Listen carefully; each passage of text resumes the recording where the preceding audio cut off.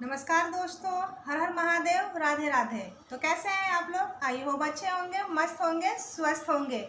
तो जैसे कि आप सभी को पता है कि जिउतिया का व्रत आ रहा है और जिउतिया में कथाएं ना सुने ऐसा हो नहीं सकता। जिउतिया में व्रत कथाएं ना सुनने से जिउतिया व्रत अधूरा रहता है। तो आज मैं आपको चील और सियारिन की कथा सुनाने वाली हूँ, जो मैं अपनी सासू माँ से और अपनी माँ से सुनती आ रही हूँ। चलिए वीडियो को स्टार्ट करते हैं।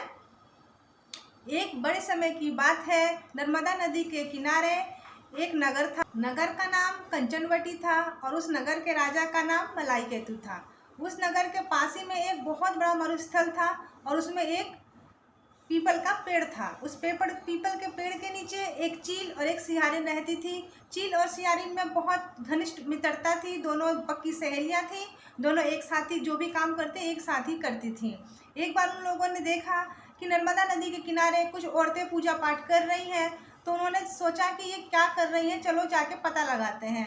तो ये दोनों एक साथ मिलके गई और चुपके से वहाँ बैठ गई और उन लोगों ने देखा कि सारी औरतें जीवित पुत्रिका का व्रत कर रही थी, आपस में कहानियाँ सुना रही थी और पूजा पाठ कर रही थी। तो उन्होंने कहा कि चलो हम दोनों भी चुपके ये व्रत सुनते हैं और ये व्रत हम लोग भी करेंगे।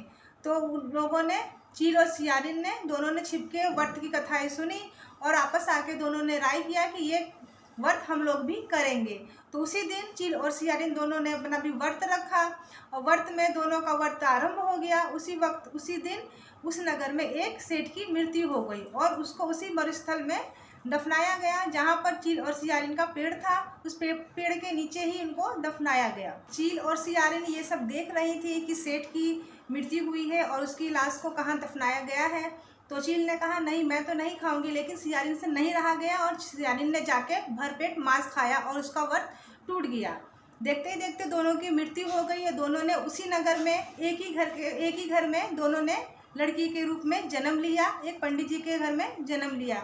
दोनों लड़कियां समय के साथ साथ बड़ी हो गई। एक का नाम था शीलावती और दूसरे का नाम था कपूरावती। जो चील थी उसका नाम शीलावती था और जो सियारिन थी उसका नाम कपूरावती था। समय के साथ दोनों बड़ी हो गई तो दोनों की विवाह योग्य जब हो गई तो दोनों की शादियां हो गई। एक की शादी एक बहुत बड़े सेठ के साथ हुई और दूसरे की शादी एक गरीब के घर में हुई। शीलावती की शादी गरीब के घर में हुई और कपूरावती, जो कि सियारिन के रूप में पहले जन्म ले चुकी थी, उसकी शादी एक राजा के घर में हुई। समय के साथ साथ दोनों के जब शादी हो गई और दोनों के जब बच्चे हुए तो कपूरावती के बच्चे जब भी जन्म लेते तो उनकी मृत्यु हो जाती और शीलावती, जो कि एक चील थी पहले, उसके बच्चे जो भी होते वो जीवित रह जाते। ये देख के उसको बहुत जलन होती थी कपूरावती को अपनी बहन से कि मेरे बच्चे हैं एक भी जो जीवित नहीं रह पा रहे हैं और शीलावती के बच्चे कैसे मतलब बच जा रहे हैं। तो उसे बहुत जलन होती थी। इसी प्रकार देखते देखते शीलावती के 7 बच्चों ने जन्म लिया और कपूरावती के पास एक भी बच्चा नहीं था। उसे इसके लिए उसको बहुत उससे जलन होती थी। तो उन्होंने अपने राजा से कहा, कपूरावती ने अपने राजा से कहा कि आप इनके 7 बेटों के सिर कलम कर दीजिए, मतलब कटवा दीजिए, तभी मैं खुश होंगी, नहीं तो मैं खुश नहीं रहूंगी। अपनी रानी की बात सुन के राजा ने शीलावती के 7 पुत्रों के सर कटवा के एक थाली में सजा के इसके ऊपर लाल कपड़ा डाल के शीलावती के घर अपने सिपाही से भेज दिया। ये सब जीवित वाहन बाबा देख रहे थे ऊपर से, क्योंकि शीलावती तो हर साल जिउतिया का व्रत करती थी अपने बच्चों की लंबी आयु के लिए। ये सब ऊपर से जीवित वाहन बाबा देख रहे थे, क्योंकि शीलावती तो हर साल विधि विधान के साथ जिउतिया का व्रत करती थी ताकि उसके बच्चों की लंबी आयु हो। इसके बाद जीवित वाहन बाबा ने ऊपर से अमृत के छींटे फेंके और उसके पुत्रों को दोबारा से जिंदा कर दिया। और रानी इधर कपूरावती तो इस इंतजार में थी कि कब मेरी बहन के घर रोने और चिल्लाने की आवाज़ आए और मुझे मेरे दिल को सुकून मिले कि उसके बच्चे भी सातों के सातों ख़त्म हो चुके हैं। लेकिन ऐसा नहीं हुआ, क्योंकि जीत वाहन बाबा की कृपा थी और शीलावती हर साल जिउतिया का व्रत करती थी। जब उसको पता चला कि उसके बेटे जिंदा हो गए हैं तो कपूरावती उसके घर, अपनी बहन शीलावती के घर दौड़ती दौड़ती गई और उसने सारी बात बताई कि बहन ऐसे ऐसे मैंने किया था।